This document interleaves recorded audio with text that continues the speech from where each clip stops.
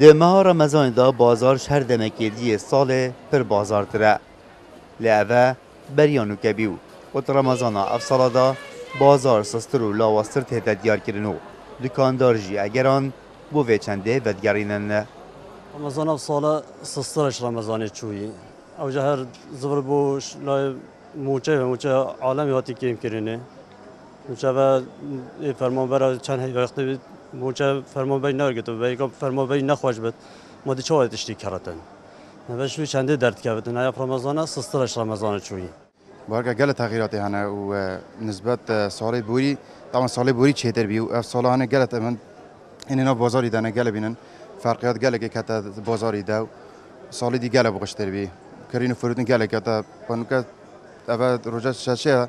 سی گله یا تخاره چکه آله قیران دارایی و چک سال دی طبعا باشتر بی اف سال گله که هات خاره بازار مینا رمضان بوری راستی گلک فرقی های تقریبا ساده سه جنمویه وکی برای رمضان و قربالغ بی دنیا برسی ماشاءالله شول هبی اوگاف شول کیمه نسبت شدولی منینه و کیم بینو شولی جی مشکل سرور راتب و قیرانیه دزانی افراد بتنو که بس خوی راتب حتی رودا کی نو که نه وکی برای تمامتی دنو پورا درستای راتب وقت خانه اینو جبرهنده نیوکی آب سیگنینه حالاتی جی دیارد کن که سرارایی نبونا پارهی بازار جد مها رمضان دا تهتا گران کرن و اف چنده البته بارگرانی سر ملینوان نه تجارت ما قال فرصات يدوين قلب كيف هاي رمضان ده مواد خوارني وقت مريش وقت يعني حمي مواد خوارني وانا قوشتي فلاني فرصات يدوين كيسي يدوين زيادة طبعا سر مثلا كارتون امريكا سهو ايكابد دسكي بي سهو شش مثلا كيلو قوشتي 12 بدك يلا بدك 15 ماموستایی که آینی جید بیشتن مها رمضانه مها خیر و برکتیه کتی دا بازار سر حولاتیان بهت ارزان کرنو نبونا بازاری جی بو گران بونه و دیگرینتن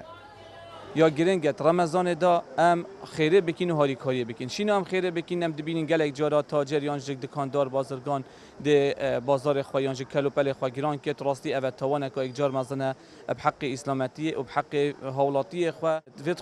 خدان کلوپل بازار خو ارزان کت دا بازار هبت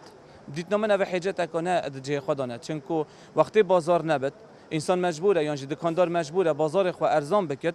دا کو بازار هبت ما اگر گران بده چه بازار هبت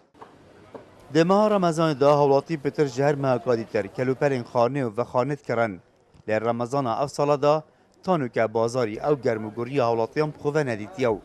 دکاندار پتر جموچه خوران چاوری هاتنا موچه انه چونکه بگوتناوان بتنه موچه بازاری و دلوینتن